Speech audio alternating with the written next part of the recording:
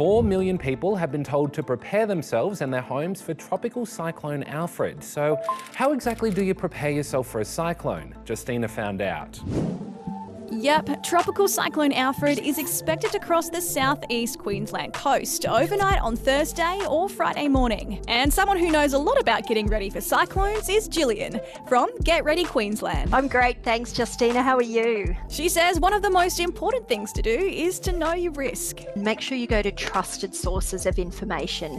So your local council disaster dashboard. The weather will be different depending on where you live, so finding out if you live in a disaster risk area and keeping up to date with weather warnings is super important. Also, the Bureau of Meteorology has a really great app that you can download for weather updates, and they have a cyclone tracker.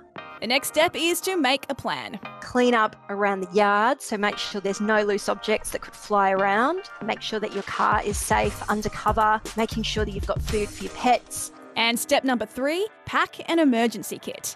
So your emergency kit is a box. It's got all the things in it that you might need if you're going to be isolated at home. You know, it could be up to 2 or 3 days even if the power goes out. So things like canned food, maybe some snacks, toilet paper, hand sanitizer, torches, batteries, candles, some board games, medication, and of course water. And most importantly, make sure you stay safe and look out for each other. Stay inside.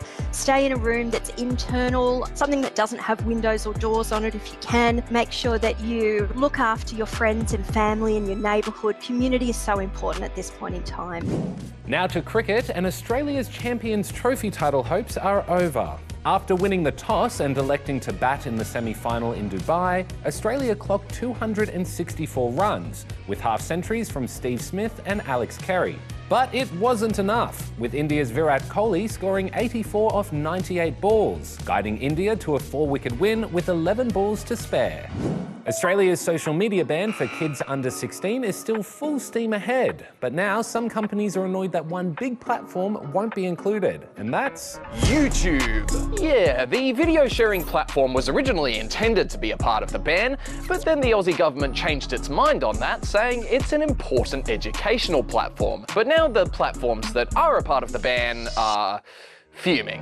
In fact, 3 of them have just submitted formal responses to the government's decision. Meta, which owns Facebook and Instagram, says it makes a mockery of the government's stated intention to protect young people, while Snapchat has accused the government of preferential treatment, and TikTok has compared it to the idea of banning soft drinks for kids while exempting Coca-Cola. So does YouTube count as a social media platform?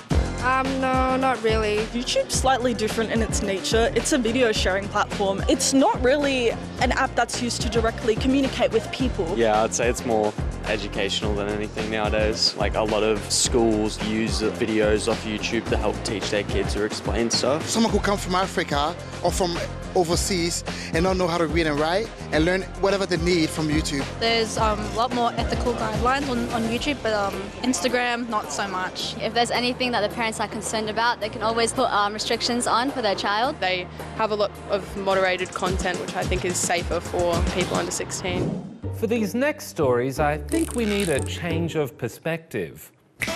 Ah, that's better. First up, and talk about a new do. These are colossal woolly mice that have been genetically modified to have thick fur.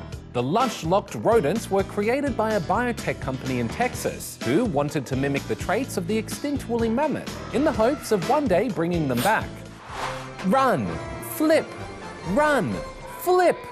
That's the perspective of these participants at the Shrove Tuesday Pancake Race in London, where, as you can see, teams race in fancy dress while tossing pancakes. Great fun. There's a lovely feel here. Lots of joy and lots of getting ready for the preparation before Easter, so Lent.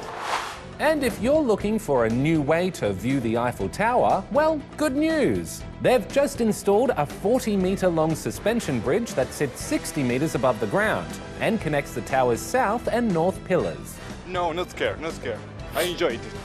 Well, that's all we've got for you, but we'll be back tomorrow with more. Bye! Can we flip this back again?